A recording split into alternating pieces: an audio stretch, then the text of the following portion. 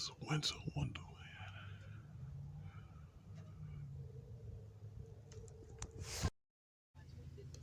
Okay, for those who are wondering, um, how I've been feeling, or if I'm okay, yeah, because yeah, I'm doing just fine.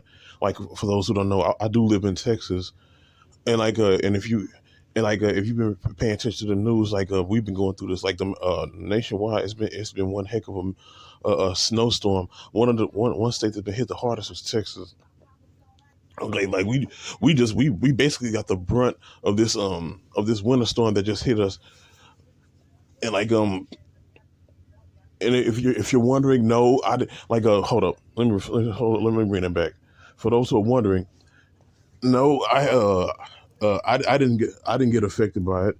Yes, was I snowed in, of course, but then but my heater still work, my lights are still on, and I'm doing just fine. Yes, I'm highly aware. Yes, I'm well aware of people whose power went out in their houses or their apartments because but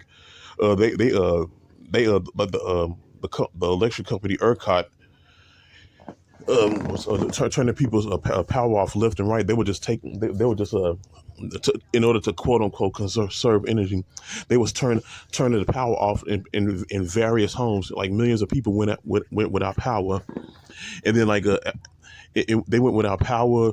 Some of them had to move in with had to temporarily stay with their relatives who did have power. Like my parents had to temporarily stay with me because the houses at their apart at their the lights at their house were turned off. But like we basically had to make it do what it do. Like as we speak, the lights are being turned on right now. But like people went 3-4 days without any lights, without any power, and then it also affected the water because the freezing got so bad, it caused people's pipes and faucets to get cold and to just freeze up, and some of them burst. Some of the pipes would burst and cause massive leakage within people's houses, causing so much damage. This one lady, her house caught on fire, and many people went back to their houses to check to see what was going on. Their house is okay. My parents, their house is still intact. Their lights have come back on, but then um, thousands of people, their water had been cut off. They um they had to boil their water in order to. Some of them had to boil their water in order to cook or take a shower or whatnot. And a lot of people are still feeling the after effects, but because we still have to drive on slick roads, and then we got this thing called cobble ice, where the snow melted, it turned to the ice, but then it mixed with the sand, it mixed with the dirt and sand and gravel that the street sweepers had placed on the roads so people could drive on. It it it created this bastardized form of ice uh, that that um that a lot of people can't really drive on, and it's doing damage to their cars, and you're still sliding, trying to drive where you need to drive. And it's basically been a snowy hell in the state of Texas. Like so many people are out of place. Like in Houston, a lot of people have been a lot of people are displaced. They don't have any water. If you ask me, they would. Houston got it worse than we did up here in Dallas. So sorry about that. So many people. It's been so much. So many people have are going home to damaged houses. Many people have lost their worldly possessions. It's it's been a very trying time. It's been a very trying time because here's the thing: the last time it actually snowed in Texas was like 10 years ago. We haven't had snow in years.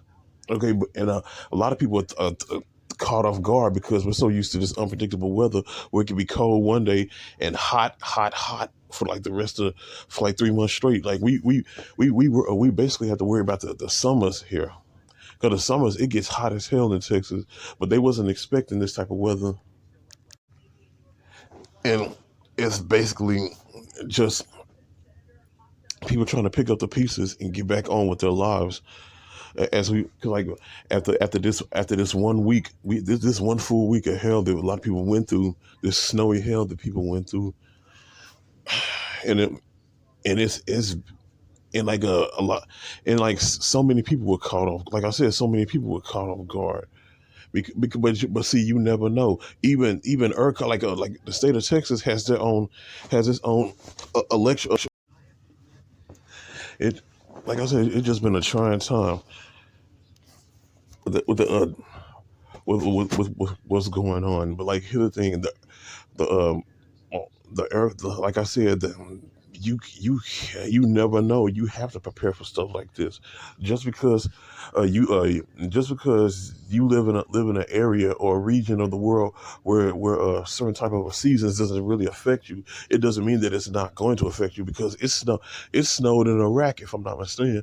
Yeah, like Iraq hasn't had snow in years either. It recently it snowed over there in the Middle East as well, and a lot of people couldn't adjust to that. It once snowed in Atlanta, Georgia. It never snows in Atlanta, Georgia. That was several years ago. But like you got to be prepared for stuff like this. I was in the Boy Scouts. The Boy Scouts and the motto of the Boy Scouts is to be prepared.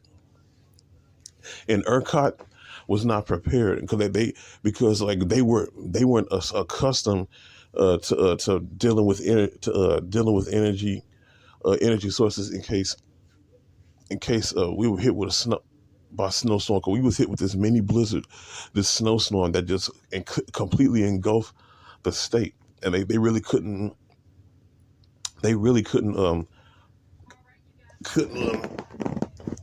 couldn't counter that or even battle it.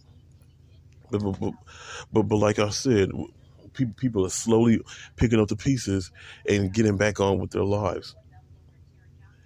I don't for a whole week I didn't even work because of the weather. Now see, next week I'm going back to my jobs, and well, like hopefully it's not nothing is damaged,